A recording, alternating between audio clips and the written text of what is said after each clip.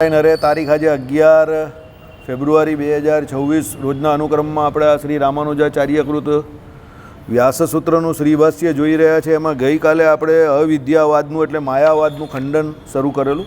જગતગુરુ શંકરાચાર્યનો આ માયાવાદ જે છે તે બહુ ફેમસ છે આધ્યાત્મિક જગતમાં, અને માયાવાદનું ખંડન રામાનુજાચાર્ય અને બીજા પણ ઘણા બધા આચાર્યોએ કરેલું છે. તો આ રામાનુજાચાર્યકૃત આપણે આ માયાવાદનું ખંડન જોઈ રહ્યા છે કે જગતગુરુ શંકરાચાર્યનું જે અવિદ્યાવાદનું ખંડન એટલે માયાવાદનું ખંડન. એમાં ગઈકાલે આપણે જોયું કે ભાઈ તમે જે રામાનુજાચાર્યએ પૂછ્યું કે ભાઈ તમે જે અવિદ્યાની વાત કરો છો તે અવિદ્યા ભ્રમ જે ઉત્પન્ન કરે છે તે કેમાં રહીને કરે છે? બરાબર, જીવને વિશે રહીને કરે છે. તો જીવની તો ઉત્પત્તિ જ અવિદ્યાથી કલ્પાયેલી છે, એટલે અવિદ્યાની હોય તો જીવની એન્ટ્રી જ નહીં પડે. બરાબર, કોના? અદ્વૈત વેદાંત પ્રમાણે. આપણામાં તો જીવ ઈશ્વરને માયા ત્રણ તત્વ અનાદિ છે. જો એક વસ્તુ યાદ રાખજો, માનસિક રીતે અહીંયા રહેવું એવું બહુ જરૂરી છે. ફિઝિકલી અહીંયા રહેવું એની જોડે, એ તો ગાડીઓ બધી ઠોકાઈ જશે ને તો પછી અટવાઈ જશો. આપણા વેદાંત પ્રમાણે જીવ ઈશ્વરને માયા ત્રણ તત્વ અનાદિ છે, પણ અદ્વૈત વેદાંત પ્રમાણે એવું નથી. અદ્વૈત વેદાંત પ્રમાણે પેલી અવિદ્યા છે એ અવિદ્યા પેલા બ્રહ્મને વિશે થાય એટલે એ પોતે જીવ થઈ જાય છે એવું એ લોકો માને છે. બાકી વાસ્તવિક ભેદ જીવ અને બ્રહ્મ વચ્ચે એટલે ભગવાન વચ્ચે નથી, આવું અદ્વૈત વેદાંત માને છે. એ લોકો ભેદ નહીં સ્વીકારતા. બરાબર, એટલે રામાનુજાચાર્યએ વચ્ચેથી મસ્ત એકદમ ગુગલી નાખ્યો. શું કે તમે અવિદ્યા કેવું છો, તે અવિદ્યા કેવી રીતે થાય, કેનામાં થાય? જો તમે એમ થાય કેવું કે ભાઈ જીવમાં થઈ, તો જીવ તો અવિદ્યાથી જ કલ્પાયેલો છે. કારણ કે જો બ્રહ્મને અવિદ્યા નહીં થાય તો જીવની ઉત્પત્તિ જ નહીં થાય તમારા વેદાંત પ્રમાણે. સમજ્યા? એટલે ગઈકાલે આપણે જોયેલું, પણ ઘણા બધા લોકો ઘણી બધી ઊંઘમાં હતા એટલે પછી મેં વાતનું વીટલું વારી દીધું. બરાબર, કારણ કે આ બધું કામ કેવું છે, સત્વગુણ વર્તતો હોય ને તો જ આ કામ કરવાનું, નહીં તો પછી વાતનું વીટું વારી દેવું પડે. બીજે દિવસે આવજો પાછા, તૈયાર થઈને જાઓ. એટલે અવિદ્યા જે છે તેને રહેવાનું સ્થાન કયું? પહેલો રામાનુજાચાર્યે આ પ્રશ્ન પૂછ્યો. જીવને વિશે તો એ હોઈ નહીં શકે, કારણ કે જીવ તો અવિદ્યાએ કરીને જ કલ્પાયેલો છે, એની ઉત્પત્તિ જ તમે એના થકી કેવું છો. હવે રહ્યા બ્રહ્મ. બ્રહ્મ એટલે ભગવાન. તમે એમ કહો કે જે બ્રહ્મને વિશે અવિદ્યા રહેલી છે, તો બ્રહ્મ પોતે સ્વયં પ્રકાશ છે, જ્ઞાનરૂપ છે, જ્ઞાન આકાર છે. તો હવે એને વિશે અવિદ્યા કેવી રીતે રહી? એ તો પ્રકાશ જેવું કામ કરે છે. લાઇટ થાય એટલે અંધારું ચાલ્યું જાય, એમ બ્રહ્મ પોતે તો આવે એટલે જ અજ્ઞાન ચાલ્યું જાય. અવિદ્યા અજ્ઞાન જે કંઈ તમે કેવું તે ચાલ્યું જાય, ભાગી જાય. તો બ્રહ્મને વિશે પણ એ સંભવી ન શકે. ચાલો પછી એનાથી વધારે આગળ ગયા તો અવિદ્યાને દૂર કરવા માટે બ્રહ્મનું જ્ઞાન કાફી છે એવું કહ્યું. બરાબર છે, તો બ્રહ્મનું જ્ઞાન તો જો તમે એમ કહ્યું કે બ્રહ્મને વિશે અવિદ્યા રહે અને બ્રહ્મ અવિદ્યા પોતાની દૂર ન કરી શકે, તો બ્રહ્મનું જ્ઞાન કેવી રીતે અવિદ્યા દૂર કરી શકે? એટલે એ પણ વાત કંઈ મળતી નથી આવતી. બરાબર, આ રીતે આપણે ગઈકાલે અવિદ્યાવાદ જે છે એનું ખંડન એટલે માયાવાદનું ખંડન શરૂ કરેલું. હવે આપણે આગળ જઈએ. બહુ ગરબડ છે ભાઈ. એટલે અજ્ઞાનનો નાશ કરી શકશે નહીં, બ્રહ્મની પેઠે એ પણ અજ્ઞાનનો નાશ કરી શકશે નહીં. ગઈકાલે આપણે અહીંયા સુધી જોયેલું. બ્રહ્મની પેઠે એટલે ભગવાનની જેમ એ ભગવાનના બ્રહ્મનું જ્ઞાન એ પણ અજ્ઞાનનો નાશ કરી શકશે નહીં. બ્રહ્મ જ્ઞાનરૂપ છે એવું વિજ્ઞાન એટલે જ્ઞાનનું જ્ઞાન એ અજ્ઞાનનું નિવર્તક છે એમ પણ નહીં કહેવાય. બરાબર, એ અજ્ઞાનનું નિવર્તક છે, જ્ઞાનનું જ્ઞાન એ પણ ન કહેવાય. કારણ કે એમ કહેવાથી એ પ્રમા એટલે જ્ઞાનનો વિષય ઠરે છે, અને એમ ઠરતા તમારા જ કહેવા પ્રમાણે બ્રહ્મનું અનુભૂતિત્વ જતું રહે છે. હવે સમજો, અનુભૂતિત્વ જતું રહે છે કેવી રીતે? પાના નંબર 101 અને 118 પર કહ્યું છે.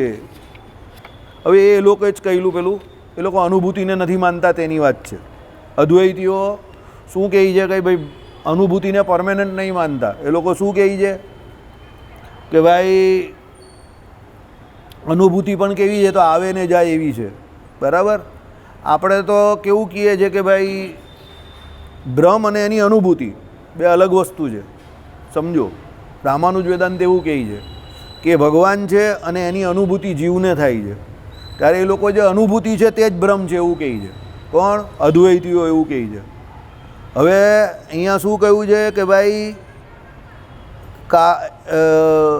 એમ પણ નહીં, કારણ કે એમ કહેવાથી પ્રમા એટલે જ્ઞાનનો વિષય ઠરે છે, અને એમ ઠરતા તમારા જ કહેવા પ્રમાણે બ્રહ્મનું અનુભૂતિત્વ જતું રહે છે. બ્રહ્મનું સ્વરૂપ જ્ઞાન છે એવું જે જ્ઞાન તે અવિદ્યાનું બાધક છે, સ્વરૂપભૂત.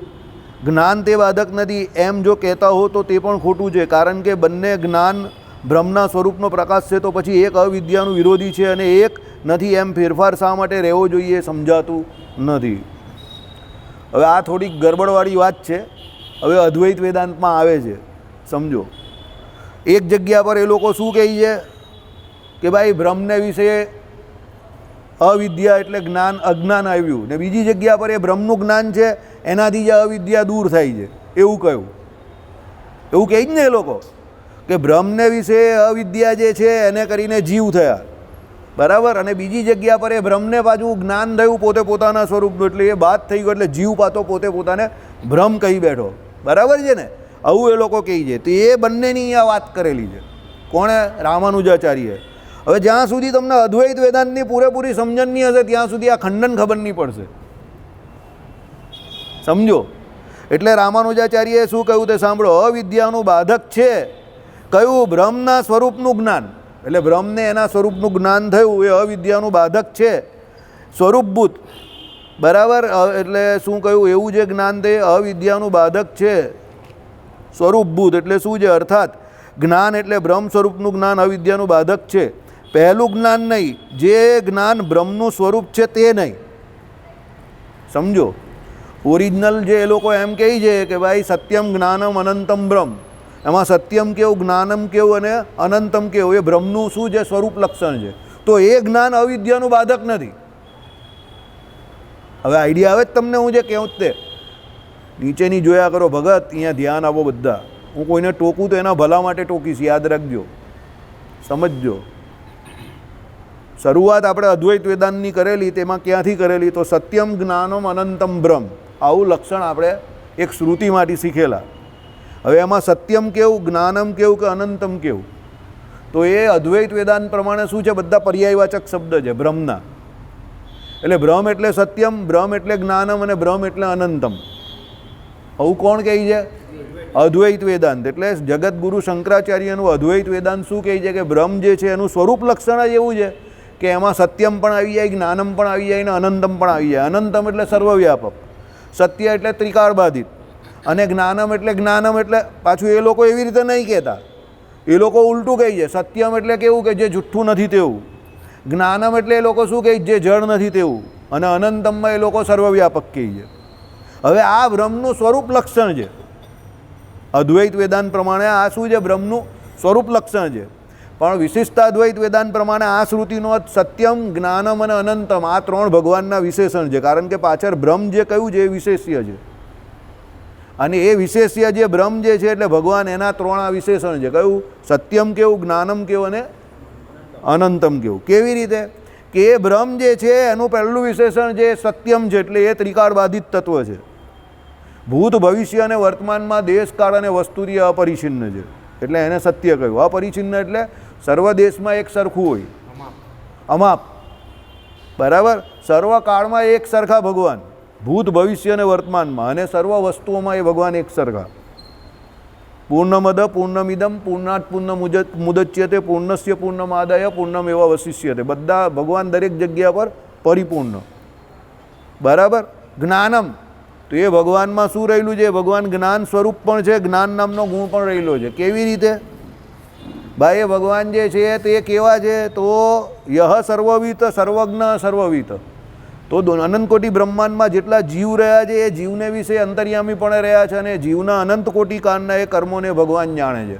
પોતાને તો જાણે જ છે, પણ બીજા જીવ જે છે એના વિશે પણ એ ભગવાનને પૂરેપૂરું જ્ઞાન છે, અને એનું એના દ્વારા કર્મફળ પ્રદાતા પણ શાસ્ત્રોમાં કહ્યું છે. અનંતમ, તો એ પણ એ ભગવાનનું લક્ષણ છે કે ભાઈ અનંત કોટી બ્રહ્માંડમાં એવી એક નાની ધૂળની રચકણ નથી કે જેમાં ભગવાન ના હોય. અણુઅરૈયાન મહતોમૈયાન, એટલે નાનામાં નાની ધૂળની રચકણમાં પણ એ ભગવાન સુસૂક્ષ્મ રૂપે રહ્યા છે. કારણ કે ધૂળની રચકણ કેવી હોય? સૂક્ષ્મ. તો એમાં એ સુસૂક્ષ્મ રૂપે ભગવાન રહ્યા છે, અને મોટા મોટા બ્રહ્માંડ જે છે એને વિશે પણ એ ભગવાન રહ્યા છે. એટલે અણુઅરૈયાન મહતોમૈયાન, એટલે કહેવાનો મતલબ શું છે કે એ ભગવાન જે છે તે સર્વવ્યાપક છે. તો એ સર્વવ્યાપકપણું, વિભુપણું જે કહ્યું એ પણ ભગવાનનું શું છે? વિશેષણ છે. તો આ ત્રણ વિશેષણ મુખ્ય કયા? સત્યમ, જ્ઞાનમ અને અનંતમ આ શ્રુતિ પ્રમાણે. એ કોના છે? તો પેલા બ્રહ્મના છે, એટલે ભગવાનના છે. આવા બીજા અનંત કલ્યાણકારી ગુણો વિશેષણ રૂપે ભગવાનને વિશે રહ્યા છે. આવું કોણ માને છે? રામાનુજાચાર્ય. હવે સમજ્યા?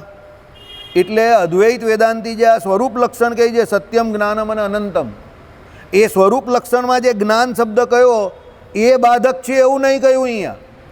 હવે તમને આ બધી સ્ટોરી બધી મારે યાદ કરવાની ને, તમારે તો કંઈ નહીં, આવીને ઊભા થઈને ચાલ્યા જાઓ. સમજી ગયા? મારે જ્યાંથી આપણે શરૂ કરેલું તો મારે યાદ રાખવું પડે ને, તમારે તો કંઈ છે નહીં. તમે કહેશો ભાઈ અમે ગ્રહસ્થ છીએ, બાયરી છોકરાવાળા છે, અને અનેક પ્રકારની વિડંબણાઓથી અમે લોકો ઘેરાયેલા છે, બરાબર?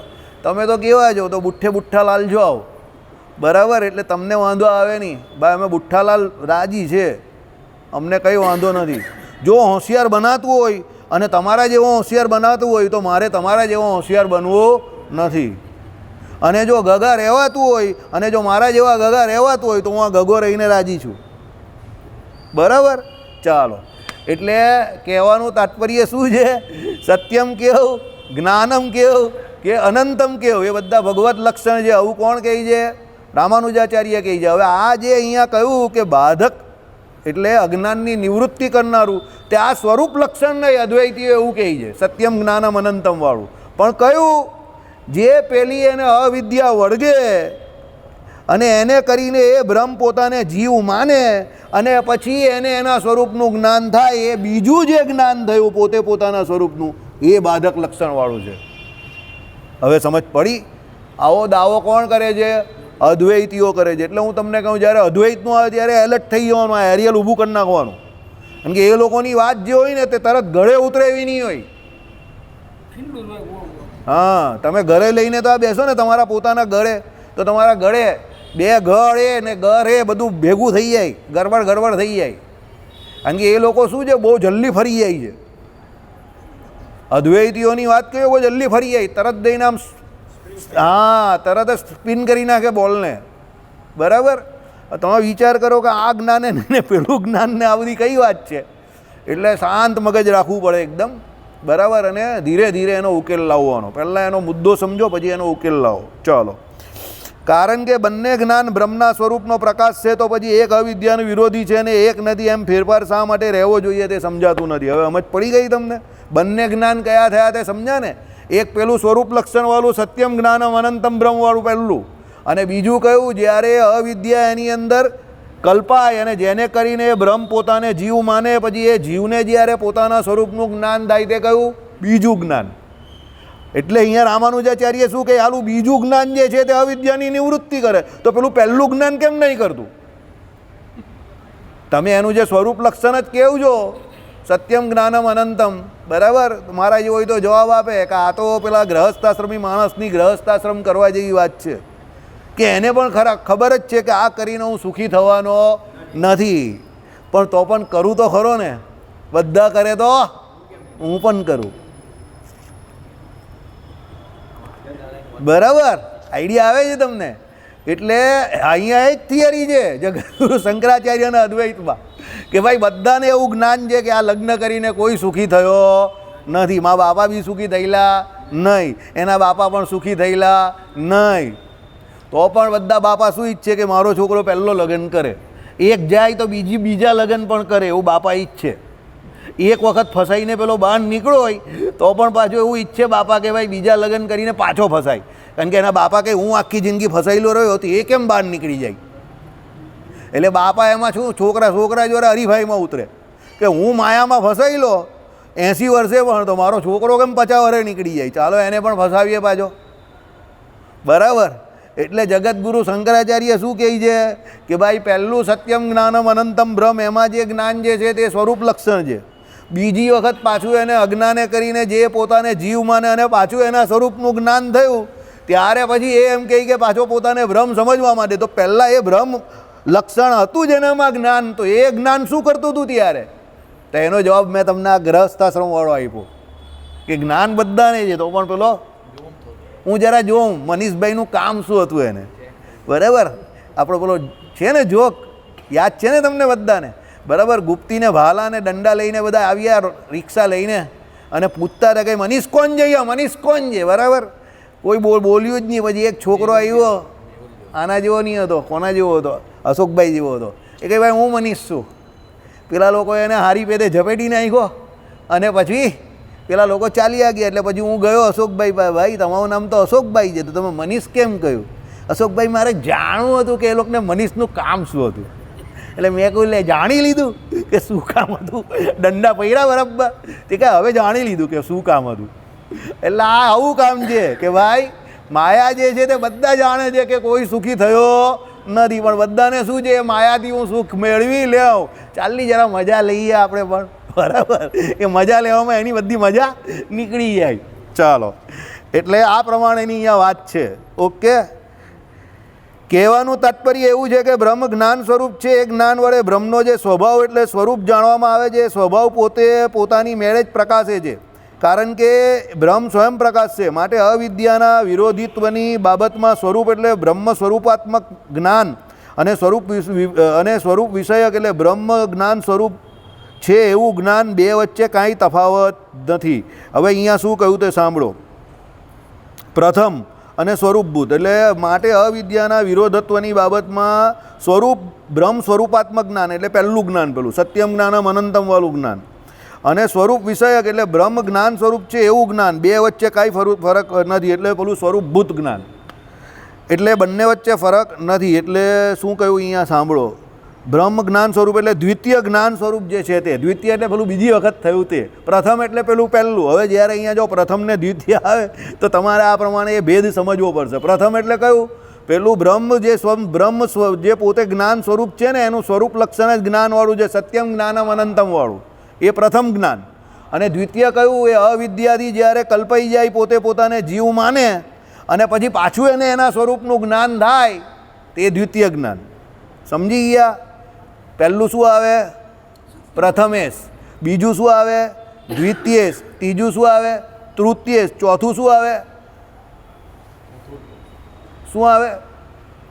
ચતુર્થેશ આવે. કંઈ બીજું નહીં સમજતા, બધા મનમાં કંઈ બીજું જ બોલે છે, બરાબર? હા, એ નહીં બોલતા. ચાલો હવે આગળ જઈએ. હા, પેલા મનીષભાઈને હસવું આવી ગયું, બરાબર. મનીષભાઈ કહે કે આ કંઈ નવું લાવેલા છે, હું નહીં લાવ્યો ને, એવું જ મગજમાં આવે આપણા, કારણ કે આપણે એ બોલવાથી વહી લાવીએ ને એવું. જો અશોકભાઈને હસવું આવે છે. ચાલો વળી બીજું, બ્રહ્મ અનુભવ રૂપ હોય, અનુભવાંતરનો વિષય અનુભવ્ય નથી. ચાલો આ પાછી બીજી મગજમારી આવી. એ લોકો જ્ઞાન જે છે એનો કોઈ વિષય હોય છે એવું માનતા નથી. અદ્વૈતીઓ જ્ઞાનને કોઈ વિષય માનતા નથી. આપણે શું કહીએ છીએ? જ્ઞાન જોડે એનો વિષય હોવો જોઈએ. એને આપણે શું કહીએ છીએ? બોલો. જ્ઞાનનો વિષય એને જ્ઞાતા તો જાણનારો, જ્ઞેય. જ્ઞેય, બરાબર. જ્ઞાનનો વિષય એટલે જ્ઞેય. હવે આપણો જે જ્ઞાનનો વ્યવહાર ચાલે તે આ પ્રમાણે: જ્ઞાતા, જ્ઞેય અને જ્ઞાન. જ્ઞાતા એટલે જાણનારો, જ્ઞેય એટલે એ વિષયને જાણનારો, જે વિષય છે તે, અને જ્ઞાન એટલે એનું જ્ઞાન એટલે જાણપણું. સમજી ગયા? ઓકે, ચાલો. એટલે વળી બીજું શું છે? બ્રહ્મ અનુભવરૂપ હોય, અનુભવાંતરનો વિષય એટલે અનુભવ્ય નથી તેને, તેથી એને બ્રહ્મને વિષય કરતું એવું જ્ઞાન તમારામાં બનતું નથી. સમજો, તમારા મત પ્રમાણે બ્રહ્મને વિષય કરે એવું જ્ઞાન પણ બનતું નથી, કારણ કે તમારા મત પ્રમાણે કોઈ પણ પ્રકારનો ભેદ નથી. અનુભાવ્ય. અનુભાવ્ય એટલે કોણ? પેલો જ્ઞાતા. હવે જેને એ જ્ઞાન થાય તે જ્ઞાતા હોય, તમે સ્વીકારતા જ કાજો. જ્ઞાતા હોય તો એને જ્ઞાન થાય ને, તો તમે તો એવો કોઈ ભેદ સ્વીકારતા નથી. સમજો, જ્ઞાન પોતે વિષય ક્યારે બને? તો જ્ઞાતા હોય તો જ્ઞાન વિષય બને ને. હું દાખલા તરીકે તમને એમ કહું કે હું અત્યારે બ્રહ્મસૂત્ર ભણી રહ્યો છું કે વાંચી રહ્યો છું, તો વાંચે તો સાંભળનારા કોણ? તો તમે લોકો ખરા ને. તમે નહીં હોવ તો હું આ દિવાલને થોડો સંભળાવવાનો છું. લોકો મને ગાંડો કહેશે, નીચેથી કોઠારી આવીને કહેશે ભાઈ અને લઈ જાઓ, મરોલી લઈ જાઓ, એની ટ્રીટમેન્ટ કરાવો. એકલો વાંચે જોર જોરમાં. સમજ પડી મારી વાત? એટલે શું કહી છે રામાનુજાચાર્ય? તમારા અદ્વૈત વેદાંતમાં બ્રહ્મ જે છે એને અનુભાવ્ય કોઈ જ્ઞાન તો છે નહીં. અનુભાવ્ય એટલે કોણ? એટલે શું છે ભાઈ? અનુભવાંતરનો વિષય. અનુભાવ્ય એટલે જ્ઞેય નથી. અનુભાવ્ય એટલે જ્ઞેય નથી ને પેલાનો એને અનુભાવ્યતા અનુભાવ્યતા એટલે એનો જ્ઞાતા એવું કંઈક છે, આગળ આવશે. તમને એનો શબ્દ મને નથી ખબર, યાદ નહીં આવતો, છે તો ખરો પણ મગજમાં નહીં બેસતો, વ્યાકરણમાં ભૂલ પડશે એટલે હું બોલતો નથી. પણ એટલે શું કહ્યું? બ્રહ્મ અનુભવ રૂપ હોઈને અનુભવાંતરનો વિષય એટલે અનુભવ્ય નથી. તેથી એટલે બ્રહ્મને વિષય કરવું એવું જ્ઞાન તમારામાં બનતું નથી, કારણ કે એ લોકો વિષયને માનતા નથી ને, એટલે એ જ્ઞેય નથી. બરાબર? જો અદ્વૈત વેદાંતમાં બ્રહ્મ જે છે તે અનિર્વિચનીય છે. બ્રહ્મ જે એટલે બ્રહ્મ એટલે બ્રહ્મ. હા, એકો નારાયણ બ્રહ્મ દ્વિતીય નાસ્તિ. આ એક શ્રુતિને એ લોકો પકડી રાખે છે કે નારાયણ પોતે બ્રહ્મ છે, દ્વિતીય નાસ્તિ, બીજું કંઈ નહીં મળે, એટલે નારાયણ સિવાય બીજું કંઈ છે જ નહીં. એટલે એ જ્ઞાનને કોઈ વિષય પણ નહીં માનતા. જ્ઞાન જે છે એને સમજનારો કે જોનારો કે દેખનારો એવો કોઈ જ્ઞાતા પણ એ લોકો નથી માનતા. અને જે વિષયનું જ્ઞાન થાય તે વિષયને પણ એ લોકો નહીં માનતા, કશાને માનતા નથી. એટલે રામાનુજાચાર્યએ અહીંયા ચોટલી પકડી એ લોકોની કે તમારા મત પ્રમાણે અનુભાવ્ય એટલે જ્ઞેય કોઈ હોતું જ નથી. તો જ્ઞેય હોતું નથી તો બ્રહ્મ પોતે વિષય જ બને નહીં, તો પછી તો જાણવાનું કેવી રીતે એને? આપણામાં તો ભગવાન પોતે આપણા વિષય બનેલા છે, આપણે પોતે જાણનારા છે. ભક્ત જે છે તે અત્યારે જાણનારો, તે કોણે જાણે છે? તમે બધા અહીંયા કોને જાણવા બેઠા છે? ભગવાન. તો ભગવાન આપણા વિષય બન્યા ને. એ લોકના વેદાંતમાં તો મેં બી રાની તું બી રાની, કોણ ભરેગા ઘર કા પાણી. તો કોણ જાણનારો ને કોણ વિષય? સમજ્યા? આપણામાં તો શું છે કે આપણે તો એવું માનીએ જ છે કે ભાઈ આપણે ભગવાનના શું છે? સેવક છે. ભગવાન આપણા સ્વામી છે. આપણે જાણવાના ને કોણે જાણવાના છે? પરમાત્માને જાણવાના છે. આટલી બધી આપણે માથા પચ્ચી કરીએ છીએ અહીંયા બેઠા બેઠા, આ અઘરી માથા પચ્ચી તો કેમ કરીએ છીએ? ભાઈ ભગવાનના સ્વરૂપને જાણવા માટે બેઠા છે. તો જાણનારો કોણ? તો આપણો આત્મા. અને જાણવાનું શું છે? તો એ ભગવાન. તો ભગવાન આપણો વિષય થયો ને, જ્ઞેય. અને જાણવાનું છે તો કોના વિશે જાણવાનું છે? ભગવાન વિશે. તો જાણપણું આપણે ભગવાનનું જોઈએ. કોના દ્વારા? આપણા આત્મા દ્વારા. તો ભાઈ મારા આત્મા દ્વારા આ બ્રહ્મસૂત્ર ભાષ્ય છે એના થકી પરમાત્મા નામના વિષયને જાણવાની આપણા બધા કોશિશ કરી રહેલા છે. હું બોલીને કરું છું, તમે સાંભળીને કરો છો, બસ આટલો ફરક છે. હું પણ કોશિશ જ કરું છું અને તમે પણ કોશિશ કરો છો, પણ આપણો વિષય કોણ છે? ભગવાન. હવે એ ભગવાન જે છે તે બહુ મજબૂત વિષય છે. આપણા કરતાં એટલે જ્ઞાતા કરતાં વધારે મજબૂત કોણ છે અહીંયા? જ્ઞેય છે, ભગવાન વિષય. એટલે આપણે એ ભગવાન તરફ જેમ જેમ આગળ જતા જઈએ એમ એ ભગવાન આપણા દરવાજા શું કરતા જાય? ખોલતા જાય. સમજો? એ ભગવાન જ શું કરે? દરવાજા ખોલે. એ ભગવાન જ પોતે વિષય એટલો બળવાન છે કે એ વિષય પોતે કરતા પણ હોતું નથી એનામાં, પણ એ કરતા પણ એ વર્તે છે. શું કહે? તું મને જાણ, હું તારી પર કૃપા કરું છું. હવે જેની પર કૃપા કરેલી છે અહીંયા બેઠેલા છે, હમણાં પ્રસાદ લેવા માટે આવશે ઘણા લોકો, એની પર કૃપા નહીં કરી. સમજ પડે છે? હા, પ્રસાદ લેવા આવે એટલી કૃપા છે. પ્રસાદ ભગવાનનો જ છે ને એની કૃપા છે. આપવાવાળો ને લેવાવાળો એ બંનેની એ કૃપા છે. અને હું તમને ગેરંટી જોડે કહું કે એ બેસે તો એને પણ આ આવડશે નહીં, પણ ફિસિયારીમાં ના આવે કે એમાં શું જવાનું એમ. અને એ ફિસિયારીમાં ને ફિસિયારીમાં જ બધું રહી જાય. એના કરતાં ડાયા ડમરા થઈને જ્યાં બેસવાનું હોય ત્યાં બેસી જવાનું. અમે બે ભાઈ આવીએ ને તો 6 વાગે આવીએ, 6:05 આવીએ કે 6:15 આવીએ, હાથ પગ ધોઈએ અને અહીંયા આવીને બેસી જઈએ શાંતિથી. ને એમાં ઘણું બધું જાણવાનું મળે. 15 મિનિટ 10 મિનિટમાં પણ હંમેશા સારા વિદ્યાર્થી જ સારા શિક્ષક બની શકે. પહેલાં સારા વિદ્યાર્થી બનો. સમજી ગયા? ચાલો. એટલે શું કહ્યું કે ભાઈ તેથી એને એટલે બ્રહ્મને વિષય કરતું એવું જ્ઞાન તમારામાં બનતું નથી. માટે જો અજ્ઞાનનું વિરોધી હોય તો બ્રહ્મ પોતે જ અજ્ઞાનનું વિરોધી છે. બરાબર છે? અજ્ઞાનનું વિરોધી બ્રહ્મ છે. એટલે તો જ્ઞાન અમે ઓકે, કારણ કે જ્ઞાન અને બ્રહ્મ એક જ છે. એટલે અજ્ઞાન બ્રહ્મમાં રહે સંભવતું નથી. સમજો? જ્યાં ભગવાન છે ત્યાં અજ્ઞાન નથી, જ્યાં રામ ત્યાં કામ નહીં, જ્યાં કામ ત્યાં રામ નહીં. હવે જ્યાં બ્રહ્મ છે, જ્યાં ભગવાન છે ત્યાં બ્રહ્મ પોતે જ જ્ઞાન છે, એનો પર્યાયવાચક શબ્દ. જ્યાં ભગવાન છે ત્યાં જ્ઞાન છે, જ્યાં ભગવાન નથી ત્યાં અજ્ઞાન છે. હવે તમે સમજો, તમે એમ કેવું છો કે એ બ્રહ્મ છે એને વિશે જ અવિદ્યા આવી, તે તો વિરોધી વાત થઈ ગઈ ને. કારણ કે એ બ્રહ્મ પોતે તો જ્ઞાનનો સૌથી મોટો સ્ત્રોત છે. આટલા બધા લોકો અહીંયા જે બેઠેલા છે તો કોને ઓળખવા બેઠા? તો ભગવાનને ઓળખવા બેઠા. તો ભગવાનને ઓળખવા તમે બેઠા કેમ? કારણ કે ભગવાન સંબંધી જ્ઞાન તમારા મોક્ષ માટે કામનું છે. માયા સંબંધી જ્ઞાન જે કામનું તો છે પણ એ મોક્ષ કરાવનારું છે, મોક્ષનું વિરોધી છે. તો એ ગ્રાહ્ય નથી. એ કેવું છે? ત્યાજ્ય છે. આ જ્ઞાન કેવું છે? ગ્રાહ્ય છે. એટલે તમને ગમે એટલા મગજ પર અથોડા વાગે, કારખાને જઈને આવેલા હોય કે નોકરી કરીને આવેલા હોય, ગમે એટલા ઊંઘમાં હોવ, તમને થાય કે બે રાક્ષસોથી પાનો પડેલો છે. પહેલો રાક્ષસ જે બેઠેલો જ તે અમાત્ય રાક્ષસ, એ કંઈ ઊંઘવા નહીં દેતો કોઈને. અને બીજું આનું જ્ઞાન જે આવે છે તે એટલું ખતરનાક આવે કે તમે કહો ઊંઘ્યા તો ગયા. સમજ પડી ગઈ? પણ એ એલર્ટ રહેવું તો જ સમજ પડે એવું છે. ભલે 4 લાઈન ચાલે પણ સમજ પડવી બહુ જરૂરી છે. ચલો, ઓકે. એટલે અજ્ઞાન બ્રહ્મમાં રહે સંભવતું નથી. સુક્તિ આદિ એટલે છીપ વગેરે તો પોતાનું યથાર્થ સ્વરૂપ પોતે પ્રકાશવાને અસમર્થ છે, અને તેથી પોતાને વિશે રહેલું જે અજ્ઞાન તેનામાં વિરોધી થતા નથી.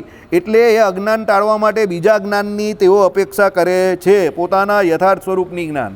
હવે કોઈ એમ કહે અદ્વૈતીઓ કે ભાઈ સુક્તિમાં રજતની પેઠે, એટલે દાખલા તરીકે કોઈ દરિયા કિનારે બેઠો હોય ને સૂર્યના કિરણો સીધા પેલા છીપલા ઉપર પડે, અને પછી પેલો દૂર બેઠેલો વ્યક્તિ એને ચાંદી સમજે ને એની પાસે જાય, અને પછી જોઈને કે હા આ તો છીપલું છે, અને પછી બેસી ગયો. હવે એવું એને જે અજ્ઞાન થયું પહેલાં કહ્યું કે પેલી જે છીપલાની અંદર ચાંદીની ભ્રાંતિ થઈ, તે કેમ થઈ? કારણ કે પેલું છીપલું પોતે એવું કહી નહીં શકતું કે હું છીપલું છું, કારણ કે છીપલાને પોતાનું હું પણ નથી. બીજું, એ છીપલાને પણ પોતાનું અજ્ઞાન કે જ્ઞાન કંઈ છે જ નહીં, કારણ કે છીપલું કાં પોતાને ઓળખે છે? એ તો પ્રત્યક્ષ થોડું છે, એ તો પરાગ છે. તો અજ્ઞાન કોને થયું? તો પેલા બીજાને થયું છે, જેણે જોયું એને થયું છે. જેને એ સૂર્યપ્રકાશથી એ છીપલાની અંદર ચાંદીની ભ્રાંતિ થઈ, જ્ઞાન કે અજ્ઞાન પેલા જોનારાનું છે, છીપલાનું પોતાનું કંઈ નથી. હવે પહેલાં એને અજ્ઞાને કરીને એ થયેલું કે ભાઈ ચાંદી સમજીને એકવાર ઉઠીને આવ્યો અને જોયું ને છીપલું નીકળ્યું, પછી બીજી વખત એવી રીતે સેમ ઘટના બીજે દિવસે ઘટશે તો પેલો બાજુવાળો ઊભો થશે, એ કંઈ સૂઈ રહે, છીપલું છે. એ કંઈ કેમ? કાલે હું જોઈને આવેલો, ચાંદીનું નુકસાન નથી, આમાં ભાવ વધવાનો નથી, બેસી રહે. કેમ? એને ખબર પડી ગઈ કે આમાં જે છે તે સૂર્યપ્રકાશને કારણે એ છીપલાને વિશે કોની ભ્રાંતિ થાય છે? રજત એટલે ચાંદીની ભ્રાંતિ થાય છે. વસ્તુતા એ શું છે? છીપલું છે. હવે છીપલાને એ જે પોતાનું અજ્ઞાન જે છે, એ છીપલાનું અજ્ઞાન દૂર કરવા માટે પેલો બીજો જ્ઞાતાની જરૂર છે. પણ બ્રહ્મ પોતે એવું નથી. બ્રહ્મ તો પોતે જ સર્વજ્ઞ સર્વવિદ છે, અને બ્રહ્મ પોતે જ્ઞાન સ્વરૂપ છે. તો એનામાં કોઈ અજ્ઞાન સંભવતું જ નથી કે એને બીજાની જરૂર પડે જ્ઞાનની. આઈડિયા આવે છે? છીપને વિશે એવી ભ્રાંતિ કેમ થઈ? કારણ કે છીપ તો જડ છે, અને પેલો જોનાર છે એને ભ્રાંતિ થયેલી, તો એને વિશે અજ્ઞાન આવેલું છે. એ પેલા સૂર્યપ્રકાશના કારણે દ્રષ્ટિ દોષ થયો છે એને. એટલે અજ્ઞાન એકચ્યુઅલી પેલા જોનાર જ્ઞાતાનું છે. હવે અજ્ઞાન એનું દૂર થશે કેવી રીતે? એ નજીક જશે એટલે છીપમાં એ અજ્ઞાન જે એને દેખાયું તે કેમ દેખાયું? કારણ કે છીપને પોતાના સ્વરૂપનું જ્ઞાન નથી, એ તો જડ છે. પણ ભગવાનમાં અજ્ઞાન કોઈ દિવસ સંભવી ન શકે, કે અવિદ્યા સંભવી ન શકે, કારણ કે ભગવાન કેવા છે?